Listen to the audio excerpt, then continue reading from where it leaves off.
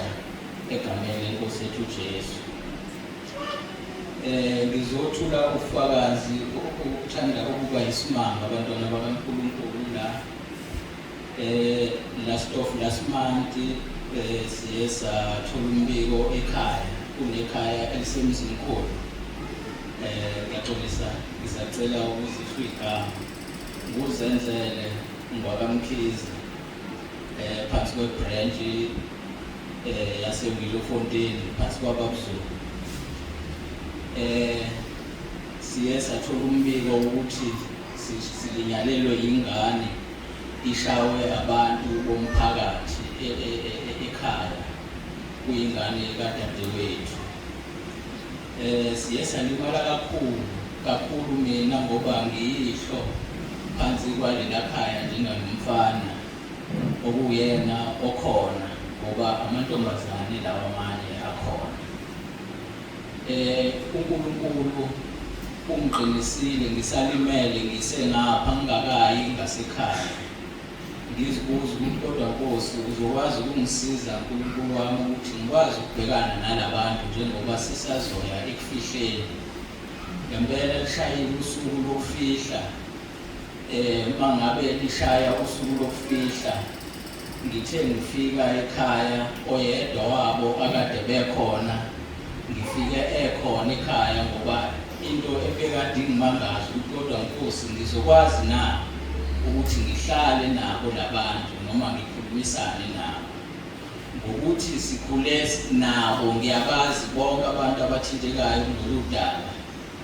Ingane ngoba beyishaya ey'nqeni ngokuthi bayayidisciplina, kodwa ingane yagcina ukuthi iphangalale ey'deni esibhedlela. Kuthe kusenjalo ngoba abantu abazidlela lokho okuphuzwayo kubuye kube nzima kona ukubelezelela umuntu ophuzayo, kodwa ngamcela uNkulunkulu ukuthi ngicela ukuthi angiphe isibindi. Kuso sonke leso sikhathi umntwana elimele ngoba wahlala 2 weeks engaya esibhedlela, kungekho umuntu ozomthathamisa esibhedlela. Akukho noyedwa owake waba nokuthatha sesiyoyibona ingane ngoba siyezwa ukuthi ayikwazi ngisho ukuvuka. Ngiye ngamthinta omunye benginenamba yakhe ngimbuza ukuthi lolu hlelo lenu lokusebenza uma ngabe nithi nisebenza ngabantu abagangayo emphakathini, so umntwana masethola ukuthi nimshaye ngalendlela aze kube ukuthi uyadlula emhlabeni bekwenze njani. Amanye amagama akhe ayikhombisa ukuzincoma, kodwa uNkulunkulu wangisiza inhliziyo yami wayibeka phansi. Kuthe kusenjalo kukhona yedwa wafika kubona babekhona, kodwa uthe ngelanga lokufihla ngababona befika bebakhona impela. Safihla saqeda, inhliziyo yami yayilangazelela ukuthi ngibe nemibuzo engizoyibuza ubona noma ngamunye oyokwazi ukuthi angiphendule. Ngempela ngikutholile lelo thuba ngoba akekho wasuka weza umina noma weza koyedwa umndeni ukuthi azoze ukuthi ingane ngempela kusho ukuthi yashayeka kabuhlungu noma kuzokhulunyiswana kulolu daba ngomntwana oseswelekile.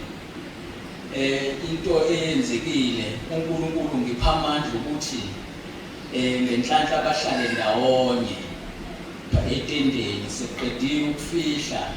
uNkulunkulu wangipha lokukulangazelela ukuthi angibashumayeze, futhi ngangaba nayo inzondo. Ngithintwa kakhulu ngize ngisukume nje lokufakazi yizwi ubaba alifundile elikhuluma ngokuthi kumele sithethelele. Kakhulu ngezwe nginokudabuka futhi nginothando ngabantu engibaziyo. Ngiye ngabakhulu ngaxoxa nabo kabanzi ngokuthi uNkulunkulu uyabathanda, kumele bayeke ukwenza okubi, mababuyele kuNkulunkulu ukuze bangathathi izinqumo umuntu ayozisola ngazo egameni likaJesu. uJesu Kristu inkosi. uJesu Kristu inkosi. uJesu Kristu inkosi.